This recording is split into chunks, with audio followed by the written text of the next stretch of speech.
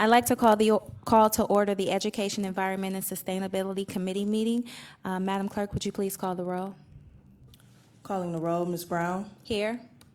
Mr. Brady. Here. Ms. Simon. Ms. Simon is absent. Mr. Shrine. Mr. Shrine is absent. Mr. Jones. Mr. Jones is absent at the moment. There is not a quorum. Okay, thank you. We'd like to excuse Mr. Shrine and Councilwoman Simon's absence. I do believe Councilman Jones is en route. Are we able to make that motion with us too? No, we have okay. to wait until we have a quorum. Okay, all right. We'll wait till Mr. Jones arrives. Madam Clerk, do we have any public comment related to the agenda? Yes, Madam Chair. Quite a few people have signed in. Let's get started. The first one is Mr. Paul Magnus.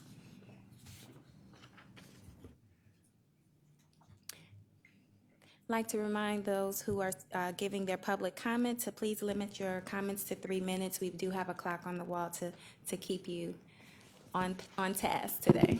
Okay, thank you very much. Thank you. My name is Paul Magnus. I'm Vice President for Workforce Development for Mature Services. I would like to express my thanks to the County Council and its members present for agreeing to hear comments. Mature Services is a multi-service agency for older adults. We have extensive programming in workforce development as well as Encore, which is part of a national movement to take older adults, retired professionals, and repurpose them in community service assignments to help meet unmet needs.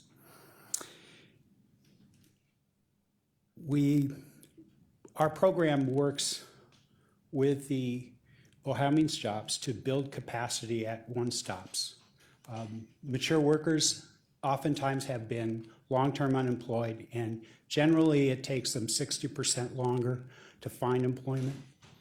One of the advantages of specialized programming is to give them some additional assistance, and both with themselves, with job search coaches, as well as help in the resource room, and of course help understanding and learning how to use computer applications to apply for jobs. This has turned out to be very important, and it actually reduces the time in job search by as much as 50%.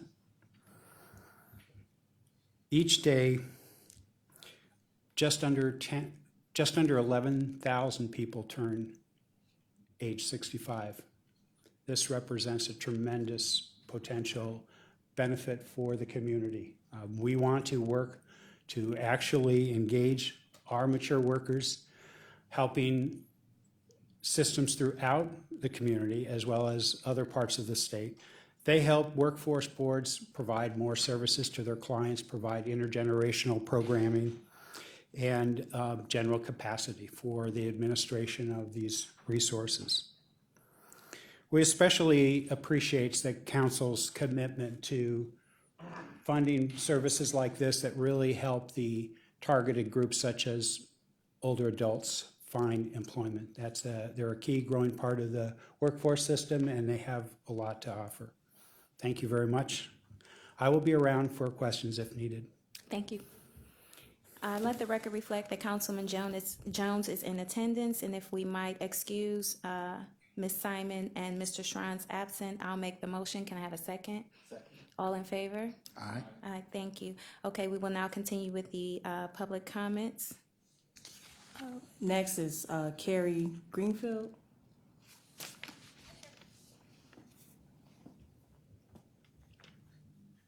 Good afternoon. Good afternoon. My name is Kari Greenfield, and I just wanted to show up today to, thank you for your support of a program that we're going to be launching here in Cuyahoga County. I'm with Cengage Learning.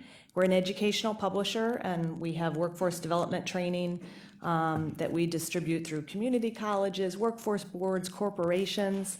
And one of our shining stars in terms of outcome, and really one that we're all passionate about, is called Career Online High School.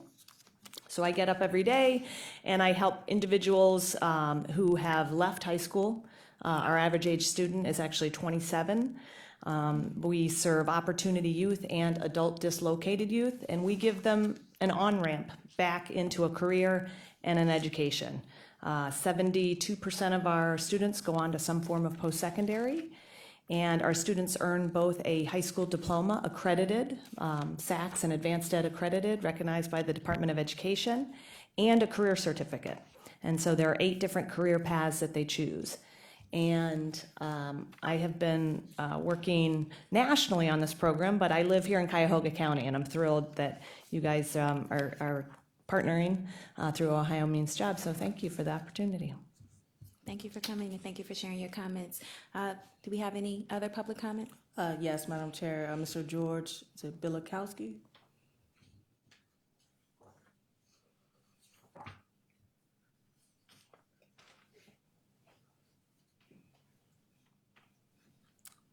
Good afternoon. Good afternoon. I'm George Bilikowski, the Executive Director for the Technology Academies at Cuyahoga Community College, and this is, well, my support's back there. Mary Kay Bitterman's the Director of the program. And first of all, I'd like to thank the county for supporting us again. Over the years, we've been very fortunate in getting support for our programs, and it's meant a lot to us as well as to the students that we're working with. This year, we'll be working with students that are still in high school in our youth program, and also students that are out of high school in our out of high school program. The youth program with the kids still in high school, we're looking at 65 students. We're looking at 175 students with the out of school program. These are 2 valuable programs in the sense that we're preparing kids for the technology workforce that's out there. With the out-of-school program, the 175 students we're working with, 93% of them actually earn certificates. 86% are employed or enrolled full-time in college after our program. It's a very unique program in the sense that we work with employers on the front end, get them excited about the students we're going to be working with. The students see what the employment opportunities are, study, learn the material in a short-term class, and then end up doing an internship with the employer so they get an idea of what it's like being out in the workforce. The employer then has the option of hiring them or giving us feedback to see what else we need to do to improve their opportunities for job opportunities in the future. So that program's very successful. The high school program, we try to get these kids working with their hands, learning what tools are, learning how to program, a programming language, learning about engineering principles and design. These students are learning how to operate on a computer and design things using CAD. They're building robots, they're competing, and I got to tell you guys, this past year, my time's almost up here, I can keep going, but this past year, these high school kids that we had competed against 70,000 students from 24 different countries and won the world championship at the first robotics competition. They're passionate about what they do, and these folks that we're working with, these young kids, are the innovators of the future. So I want to thank the county for supporting us and allowing us to work with these students to be able to do something like this. Thank you, And I'll be Mr. around for any questions. Thank you. Thank you. Any other public comment? Yes, Madam Chair, Mr. Anthony Fluellen.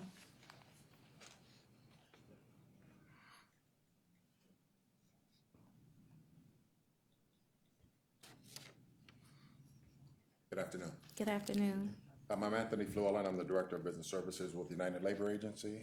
And I am Amy Emery. I'm the WIOA Services Manager with the United Labor Agency. And we're here today to thank you for your support. United Labor Agency's been in the community for nearly 46 years now, and we are currently the one-stop operator for Ohio Means Jobs Cleveland Cuyahoga WIOA Services. Pick up from there. Yes, the way our program is set up, we're a demand-facing program. Basically, what that means is my portion on business services, we're focused on the needs of the employers. We find their job openings that they have, bring those openings back to the WIOA services, and then Amy's department takes over with the job seekers, getting them prepared to fill the job needs of the employer. Right, we're working with adult and dislocated workers in the community, job readiness skills, connecting them with business services and job matching. We also assist with occupational skills training and on-the-job training services. Last year, we placed over 4,200 people within positions within Cuyahoga County and the surrounding counties primarily. Our goal going forward is to hit about approximately 44,000 placements again each and every year of our job seekers. Thank you. All right, thank you. Thank you very much. Next is Mary Kay Bitterman.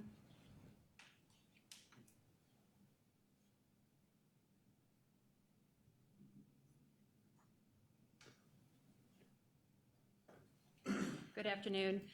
George Billikonski spoke on behalf of the program that I represent as well, so I would just echo his thanks to the County Council for the opportunity to continue to serve these young people, both in school and out of school. Thank you. Thank you very much. Any additional comments? Yes, next is Mr. Robert Ross. Good afternoon. Good afternoon. My name is Bob Ross. I'm the principal of the Cuyahoga East Vocational Education Consortium, and we are a 17-school district consortium program that serves youth with disabilities as their primary barrier to employment. The CVEC program has been in operation since 1980. We have, thanks to your support, have been able to secure funds to fund some of our programs to serve our youth for over 20 years. If you look at national averages of youth with disabilities exiting school, the outcomes are not very good. 25% of youth exiting school are not employed or not going to post-secondary education. I'm proud to say that our record over the last 10 years, we've had 95% of our youth exiting school with either a job or going to school or a combination of the two. Our program is based on business partnership. Unlike typical career tech programs, we do not focus necessarily on specific skills in particular career areas, but we teach what we call our power standards. These are the 16 critical work behaviors that we know no matter how well a student can do a job, if they don't show up on time, they don't follow directions, they don't get along with coworkers, they're not going to keep their jobs. So that's really our focus, but where we teach those skills is unique. We have over 100 business partnerships, places like the Cleveland Clinic, Progressive Insurance, numerous places where our students go for resume building, internship experiences, which allows them to experience real work environments, find out what they're good at, what they like, and it gives our team an opportunity to really hone in on the skills that the students have and make a positive placement as they exit high school. It is a pleasure to work with the staff at our program and to work with the county as well, and the fine people that are here today, and collaborating with them has been a lot of fun as well. So I just want to say thank you for everything you do. Thank you, Mr. Ross. Next is Craig Dorn.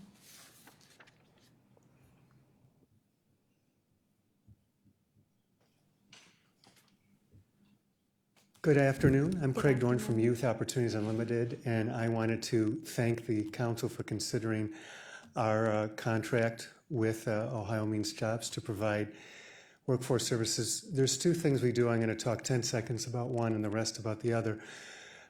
Your funds will support an excellent in-school award-winning program that's evidence-based and tied to a national model called Jobs for America's Graduates.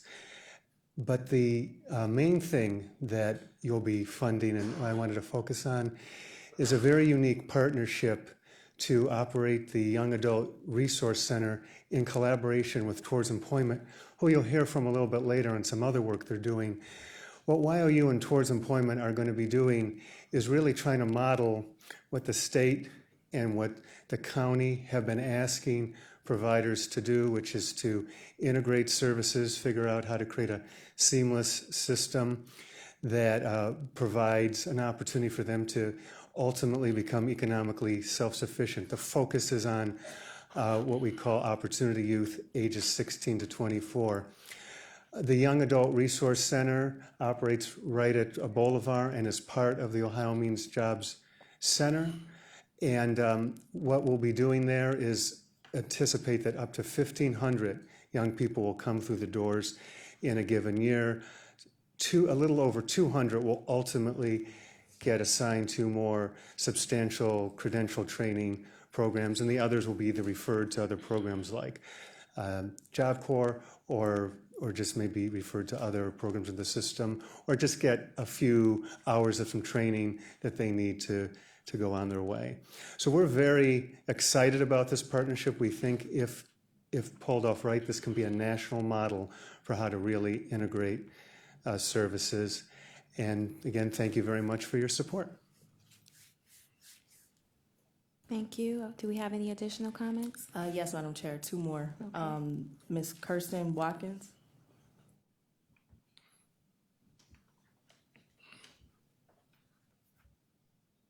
Good afternoon. Thank you for having me. My name is Kirsten Watkins. I am the Director of Workforce Development Programming for Ohio Guidestone, formerly known as Berea Children's Home and Family Services. Ohio Guidestone's been an organization, social service organization, for over 150 years, and we've been providing workforce development services for over 17. One of which you've been supporting for a number of years. Our WIOA, Workforce Innovation Opportunity Act program, we provide services to both in-school and out-of-school youth ages 16 to 24 years old. We are currently, in our in-school program, we're currently in 2 Cleveland Metropolitan School Districts, helping with students who are at risk for not matriculating to the next grade level and or high school diploma.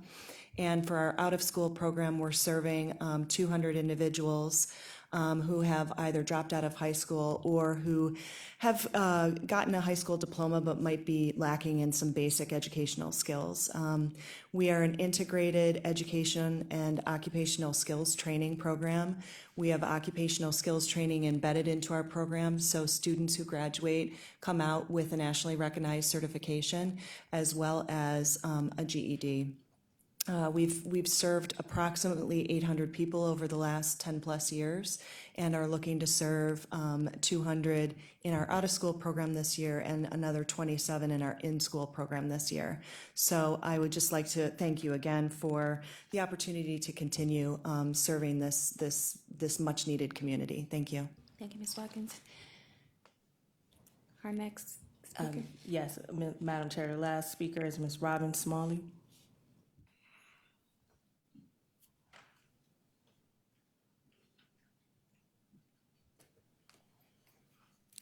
Good afternoon, and thank you for the opportunity to give comment to the council. My name is Robin Smalley, and I'm the Director of Programs for Towards Employment.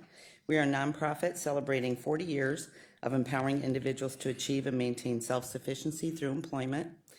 We provide robust reentry and youth programming, which contracts are being presented today for your consideration. Towards Employment has formed our career pathway programming from an evidence-based model and initially introduced locally through the Social Innovation Funded Program Work Advance. A local report will be forthcoming, but I do have an MDRC report from the rigorously evaluated and proven approach, which we are using as our base for our program services for reentry and for youth or young adult population. For the reentry population, our program NET, or New Employment Transition, we partner with Oriana House at the North Star Neighborhood Reentry Resource Center, where we engage individuals who want to secure employment and move forward in a career. This program has been supported by the Office of Reentry and Ohio Means Jobs, annually serving 400 individuals.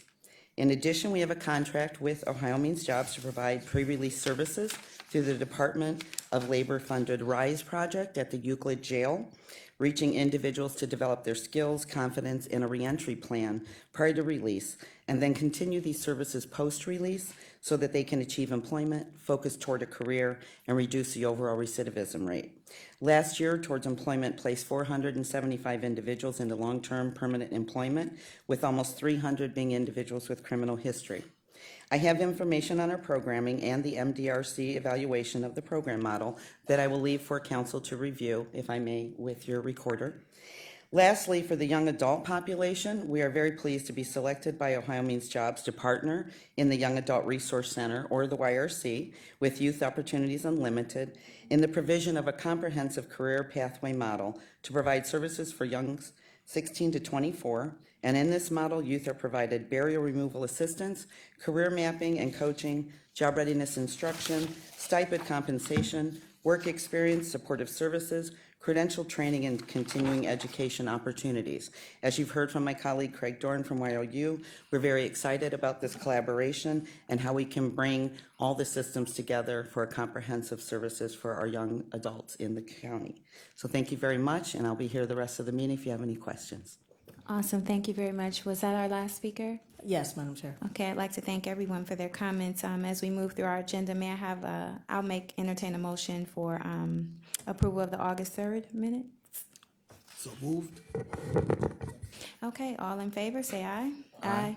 All right, we have a few matters referred to the committee. If you would, Madam Clerk, please read the first item into the agenda for the record.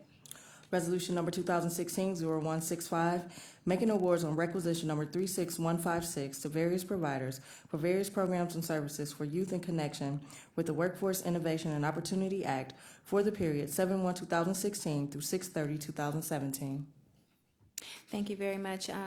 If you will state your name and where your relation to the item before us, and give us an overview of what it is you're requesting today.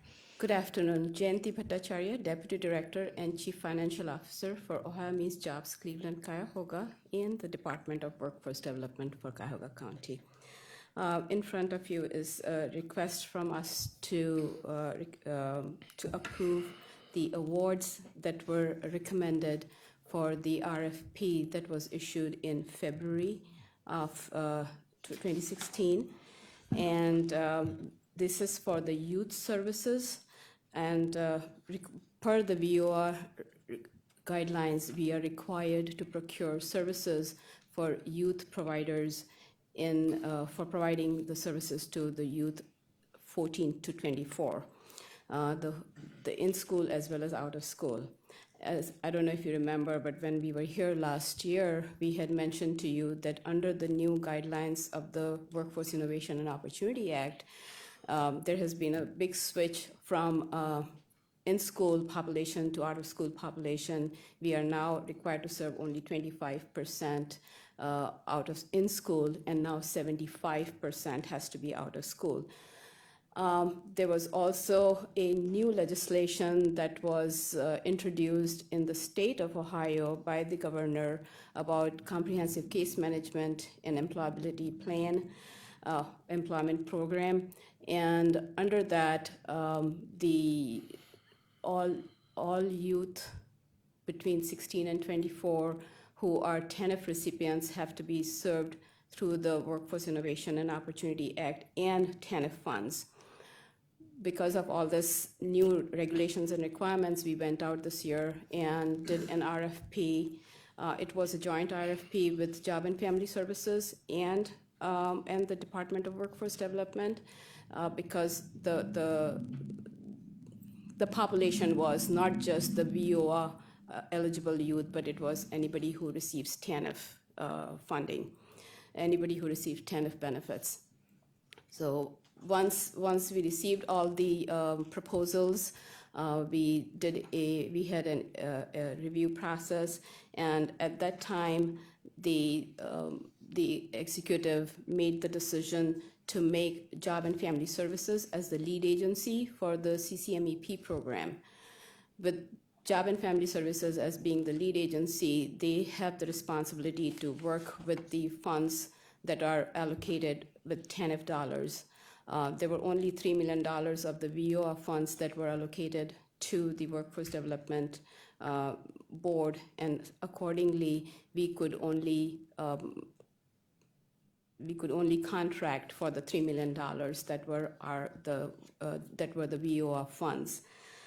Based on that, we have in front of you these contracts from 6 providers, and they are in school, out of school, and also to provide services to for our young adult resource center. As you heard from all our providers today, if you have any other questions, I'll be happy to answer. If you have questions of me, if you have questions of my providers, we'll be happy to answer those too. And I do request passage on second reading under suspension of rules, because these programs started in July, and they were in the MyPro system, but it took a while for the process to catch up and come in front of you today. Okay, I'll take questions from the committee. Councilman Jones? Again, we looked at a few workforce contracts in Health and Human Services as well today. And one question I asked, is this part of the executive's overall vision for workforce development? Does this align with that? Is it inspired by it? Is it, how does it relate? So these are more in compliance with our Workforce Innovation and Opportunity Act requirements and regulations. So these are to meet with those compliances. But with the change in the governor's with the law that the governor passed, which went into effect July 1st of 2015, we had to incorporate that also because that's also a law. So those were the two laws that were incorporated, and this is to be in compliance with them. And we are working with the executive. We are with the executive's office to make sure that we are all aligned together, that we don't duplicate the work or duplicate our efforts. So yes, these services that are being provided through these contracts definitely complement the executive's vision. Okay. All right. Thank you. You have any additional questions? Okay. We have 6 providers. If you would be so kind as to explain where there is no duplicity with the 6 providers. Is it location or services? As I see some have in youth and in school and out of school. So I just want to clarify for the record, while we do have 6 providers, can you quickly give us an overview of each? Sure. So the Mayfield City Schools, I will start from the CVAC, the Cuyahoga East Vocational Educational Consortium, which is also the Mayfield City Schools. Mayfield City Schools is the fiscal agent, so that's how we contract with the Mayfield City Schools. So Mayfield City Schools provides services to the varied population in the 17 districts that they have identified. And if you don't mind, I can have Bob Ross come and give the names of the 17. So these are basically the eastern suburbs. I'm not sure if this made its way to you. On the back of this brochure at the bottom, you'll see the 17 member districts. And as Jay said, Mayfield's the fiscal and administrative agent. One of the things I should mention is that these are member consortium school districts. There's probably, depending on the year, another 10 or so that are not on here. They're not consortium members that we do serve as well, that are not a part of the consortium. So that was this is the school district that the CVAC serves. The Tri-Seas Youth Technology Academy serves students in the John Marshall, John F. Kennedy, MC2 STEM, and Design Lab and New Tech East. Did I get those right? So can you give us a sense of what the programming is? Like Mayfield, what is the actual programming for the youth? Oh, so in Mayfield, want to come and give, yeah. So this is, So as part of Individuals with Disabilities Education Act, every student, school-age student with an identified disability has what's called an individual education plan. And that's an annual goal document that's reviewed by a team. Part of that is what's called transition services, which is really a backwards planning, looking at the youth, looking at where do they want to be in the area of employment, in education and in adult living at the point that they exit school. So we can serve students until their 22nd birthday, and we do serve a lot of students that have, they're what we call diploma eligible. They've finished their graduation requirements. However, their school districts have decided to allow them to continue on for these transition services that we provide.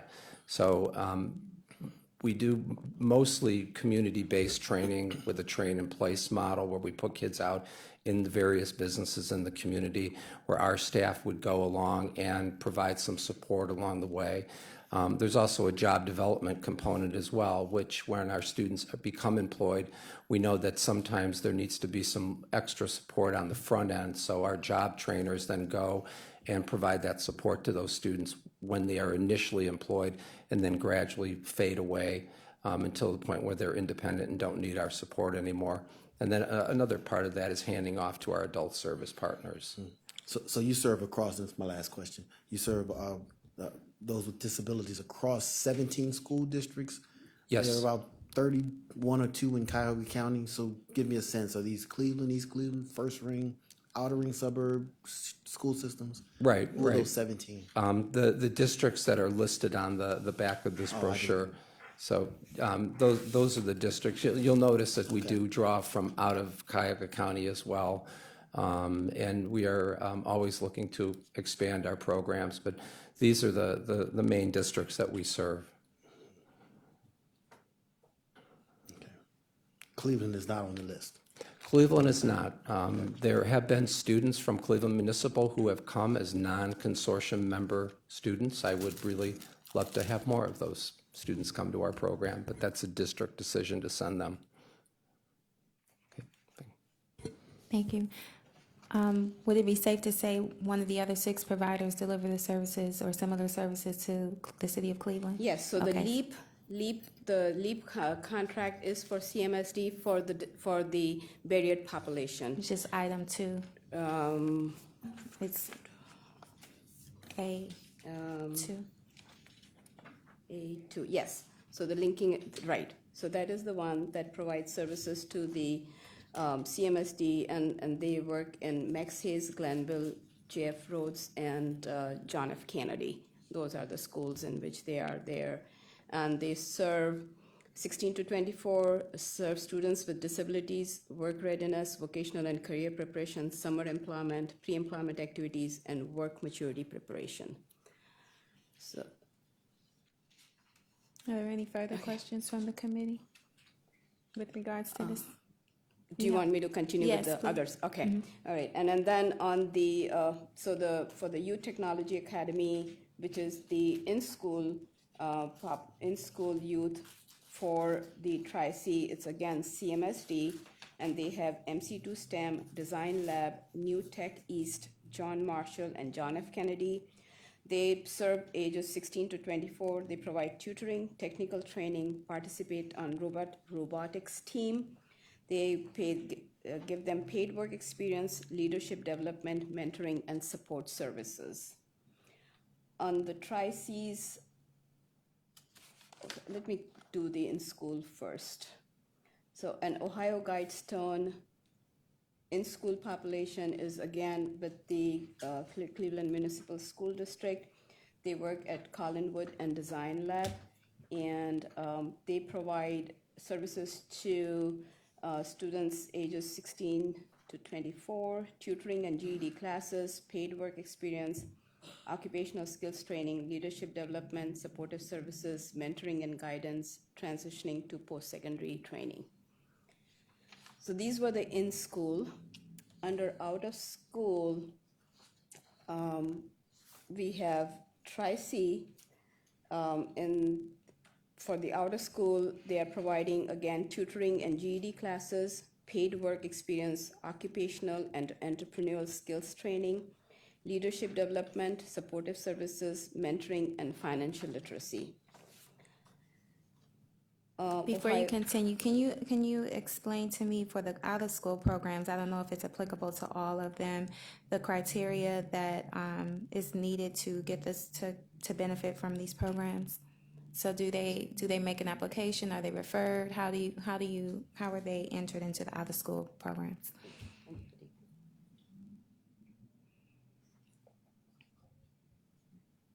There are specific requirements through WIOA for the eligibility for the program, but all of the students for out of school are between 16 and 24 years old. They are either high school dropouts or have completed high school, have gotten a high school diploma, but are considered basic skills deficient, which means that their educational functioning level is below an 8th grade level. And they also have additional barriers. They can be considered low income, pregnant, parenting, reentry, a foster care youth, any of those types of barriers to moving forward to the next step in their progression. So they have significant barriers to moving forward. Most of the individuals are coming from chronic levels of poverty. And that's true of all 6 providers? Yes. Okay, thank you. Thank you very much. So that was Ohio Guidestone, and I think I've already mentioned, so they do tutoring and GED classes, paid work experience, occupational skills training, leadership development, supportive services, mentoring and guidance, transition to post-secondary training. Towards Employment is another is the other provider, and they serve out-of-school youth, and they are also our youth resource center. They are partnering with the Youth Opportunities Unlimited to work on the at the Young Adult Resource Center.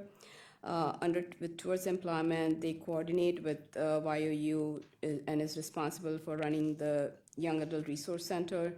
The YRC is the hub for out-of-school youth, job readiness, career path services, and reentry services. For individuals 18 and over, and provides case management, job readiness, and career pathway services. So this is what the Towards Employment provides. With YOU, under the out-of-school services, they are like on-site customer service, credential training, and job placement, general maintenance technician, credential training and job placement, IT credential training and job placement, green construction, weatherization, credential training, and job placement. These are the services that are provided to out-of-school youth. YOU also serves in-school in-school students, and they are in CMSD, Euclid, East Cleveland, and Maple Heights. They serve JF Kennedy, John Marshall, John Adams, Lincoln West, Glenville, Shaw, Euclid, and Maple Heights. And it's a year-long credit course that counts towards high school graduation. Curriculum provides academic support, social, emotional learning support, work readiness, skills, and work experience through internships. Okay, thank you very much. There was one Towards Employment item, letter C, that has a social program administrator support. So is that administrative dollars? Yes. Okay. Yes. And then one last question with regards to, I think that was it. Are there any other questions from the committee? If there are none, I'll make a motion to move item R20160165 to the full council under second reading suspension. Second. Have a second. There's been a first, a motion to move. All in favor? Or if there are any questions or comments related to the motion, any further discussion? I have a question, but Yes. it's not related to the motion. Okay. And I don't want to get into the weeds on this or anything, but when you asked the committee to forward this to the council and to be expedited, and you indicated that there had been some kind of a problem with the software? The MyPro system, this is, the new system has just been put on, and I think we are having some issues. I think the problem was that for some reason, all our forms were getting corrupted. So they were not moving in the right way. They were not following the right path, and we had to contact IT department constantly every time we were going in, and it was going back to some different route. So just one final, just to follow up, because that's a longer discussion, obviously, for a different time. So is that still the case? No, right now we have been able to get everything moving now. Now from now on, like I think maybe last month, when I put in my items, they went through pretty fine. We didn't have any more corruptions in our things. Thank you very Yeah, much. thank you. Excuse me, Madam Chairperson. That's fine. Any further discussion? No? There being none, all in favor, please say aye. Aye. All right, this will go to the full body of the council at our next meeting. Madam Clerk, if you'll read the next item into the agenda, please. Resolution number 2016-0166, making awards on requisition number 36158 to various providers for various services in connection with the Workforce Innovation and Opportunity Act for the period 7/1/2016 through 6/30/2017. Again, Jayanti Bhattacharya, Deputy Director, Chief Financial Officer for Ohio Means Jobs, Cleveland, Cuyahoga, also Department of Workforce, Cuyahoga County Department of Workforce Development, presenting before the items, the contracts for awards under another RFP that was again issued in February. And we had three options in this RFP. One was for the operation of our one-stop and provide employer services and on-the-job training contracts. The second option was for services to special population, and then the third option was online career high school. And after the review of all the proposals, we have recommended that Cengage Learning Incorporated be awarded the online career high school contract. Mature Services and Towards Employment be given the contract for special services, and then United Labor Agency does our one-stop operation, employer services, and on-the-job training program, managing the on-the-job training program. And for these also, I would request passage on second reading under suspension of rules. Is that due to the MIPRO issues? Yes. With the special services contract, Mature Services and Towards Employment, I believe Ms. Smalley spoke to this as well as Mr. Dorn, but if you could just refresh us on what the special services are that they will be providing. Sure. Mature Services, as Paul Magnus mentioned to you, provides us, we work with them on both the Encore program as well as they provide services to our senior population that comes through our offices. And they actually also provide us with staffing when we need to fill any of our positions that need to be covered. Like we need at our Brook Park location, we needed some security guards. So Mature Services was able to provide us with security guards who have the experience and who have the credentials that are required to cover that office.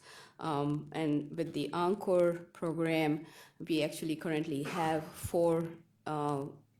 They are actually Mature Services employees who are working in our office and providing us basically executive support.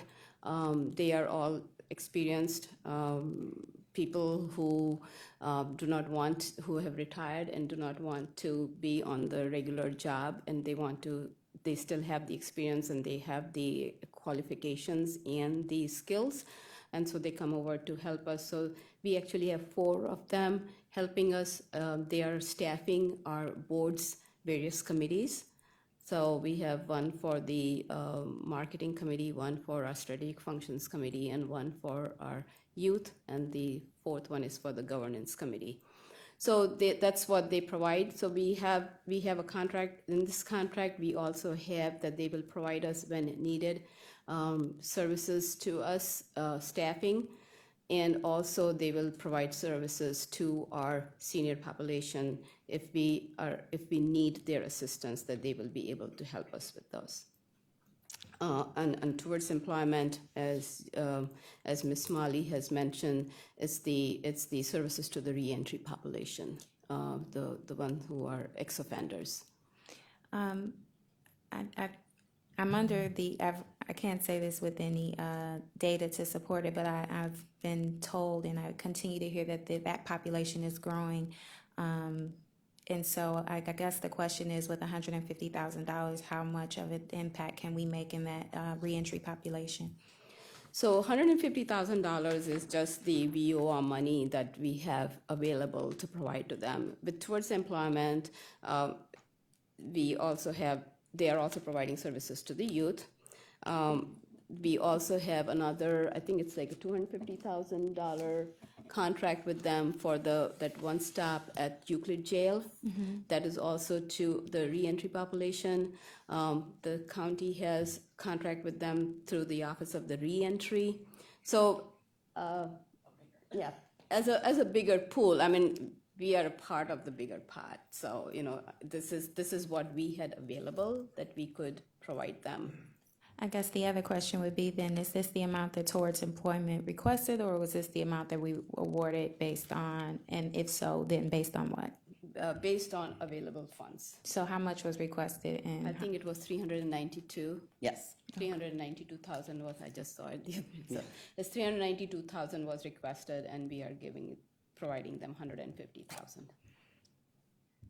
Okay, and is that based on some type of scoring system that we have? No, it's just funds that are available. Okay.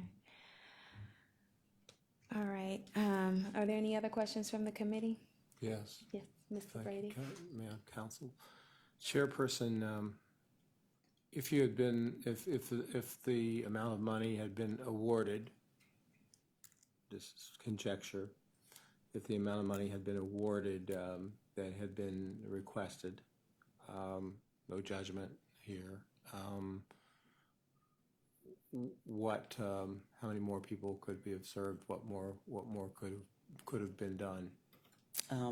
What we are contracted to do with the 150,000, it'll supplement the larger programming. But if we were able to have the 392,000 that had been requested, we'd have been able to serve about 150 more individuals. And part of that is also applying the career pathway model to those individuals as well, similar to what we're doing with the Yucca Jail project. So beginning with them pre-release, then when they come out, they continue with us through our services and then have opportunity to get engaged in credential training in a number of sectors and then have long-range career coaching and retention support. Thank you. Any further questions from the committee? No. I do believe I heard Mr. Flueller speak to reentry. Did I hear that right? Would you care to speak on item 4 with regards to the dollars that you're receiving and how that might tie into ex-offenders or and how the population that you've helped, because you've got about $4 million here, so I think I'd like to know the impact that your agency has. Sure. Okay. What we do with ex-offenders is we just have one pot of funds for all of our adults and dislocated workers. So with ex-offenders, veterans, people my age, the older working population, we mainstream everyone and we put them together. So for last year, we placed a total of 243 ex-offenders. That was 5.8% of our total placement population. So we don't have extra programs that we can set aside for ex-offenders, but we do have a lot of them that we work with consistently. We're always placing them into jobs. We send them on almost each and every type of job order that we get, unless it's something specifically that's usually government related that says they can't have any kind of a background. Other than that, we just mainstream them with everyone else. We send them through all the same career workshop programs that we do with any other adult worker, and we make sure that we're advocates for them with our employers constantly to let them know who we're sending to them and what their backgrounds may be, and this is how we were able to get almost 250 placements for them. Okay, so you've 243 of the placements for the ex-offenders or felons. Yes. Can you speak to the remaining 94% or so? Sure. We placed 4,215 people last year. Out of that, the dislocated workers are people that were laid off through no reason of their own. That was 1,920 people. For people that were on public assistance or listed as low income, that was 28.5% of our placements. That was 1,202 people. And the dislocated workers, that percentage is 45.6%. 8% of our placements were for veterans. That was 336. As I said before, the ex-offenders, that was 5.8% of our population. That was 243 placements. And for all other type of placements that we had, that came out to 12.2%. That's 514 people. Okay, thank you for sharing that data with us. Are there any other questions, comments, or concerns from the committee with regards to this item? Hearing none. Yes, Mr. Jones? The reentry population, what are some of the jobs or opportunities that are not available to those with felonies on their record? You mentioned government, but are there any private sector? Yeah, but what we do is we educate our employers here to follow the federal law. So in the past, when we first won the contracts back in 2010, a lot of people were saying we just don't want any ex-offenders. Well, the law's changed. So now what we make sure our employers are educated on is to understand that you can only say no if it's pertaining to the position that they want to hire people for, if their offense has a direct relationship to that. So for instance, if someone was convicted of credit card fraud, then maybe they can't work with a call center that's taking credit card numbers for an employer. The only one that normally has just a flat out no, they don't have anything, is if it's a government contract, usually a federal government contract, maybe an aerospace industry or something, and they just can't hire anybody with any other type of felony. Almost every other company, we place people from whether they were working as cooks or we place them in the construction, in the manufacturing, in the healthcare. Most of our employers will, on a case-by-case basis, accept ex-offenders. They just don't want to talk about it or have their names on a list or something somewhere. But we place them in all different types of companies all over the county. As Anthony was mentioning on the occupation side, we do see a reluctance on the truck driving. So that is one occupation where you have to have a clean record.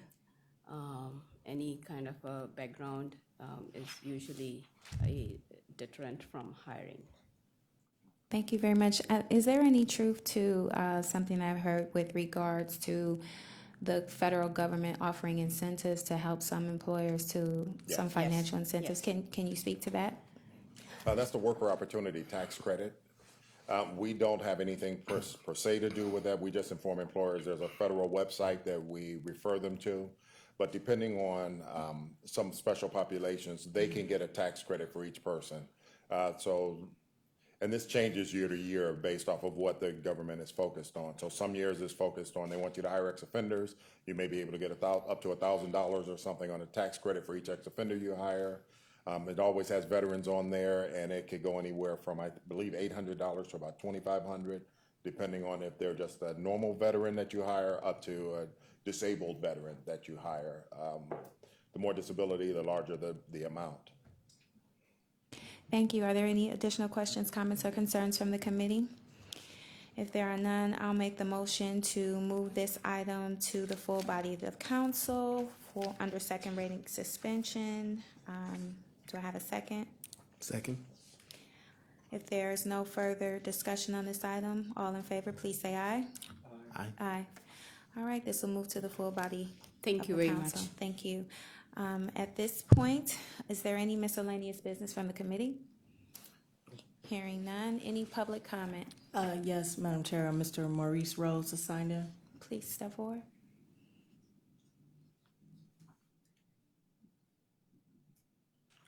Good afternoon. Good afternoon. Thank you. I've been listening, and I'm baffled. As you know, Jeff Johnson sits on City Hall. He's a councilman. I mean, first of all, he committed election fraud. He said he lived in the ward. He didn't live in it. The ward one turned on in the house. Second, the FBI gets him on camera shaking down the Arab grocers. Well, Jeff Johnson, he comes out of prison. He gets his law license back. He gets to sit on city council. Now he's holier than thou. He has more credibility than I do. He's a better attorney than I am. His judgment is better than me. It seems to me this is a confidence game. You know, I hear him saying that my ex-offenders can't get certain jobs, but Jeff Johnson got what he wanted. He got all that he wanted. So, you know, it seems to me this is, I mean, what, the status quo, everything stays the same. For me, I can't even get to see a dentist in Metro Health. I can't even get in this building. What have I done? But run for United States Congress. Louis Stokes, he's been there 24 years. I can do better. I see my 11th congressional district looks like Syria. You know, I need housing. You know, not only that, the black people need housing. I mean, I just see that this is a confidence game, and I come to get what I need. So we talk about reentry and all this nonsense. Jeff Johnson got what, special privilege? He beholden to somebody, or they use him. He good Uncle Tom, American Negro. I stand there with a college degree. You can go in any library, National Dean's List. But for me, I can't even get services. You know, all I get is a hard time from all of you. Joe Nani said, told everybody not to answer my calls. This is how he thinks he know me. He don't know me. I'm about my father's business. You know, I'm not going to simulate. I'm not going to kiss anybody's butt. But, you know, you allow this for Jeff Johnson and me, what do I get? The crumbs off the table? I'd like you to consider that. You know, I should be able to see a Metro Health dentist. There's no reason why I can't. Look, thank you. I guess time is up. Thank you for sharing your comments. If we have any additional public comment, No, Madam Chair. this meeting is adjourned.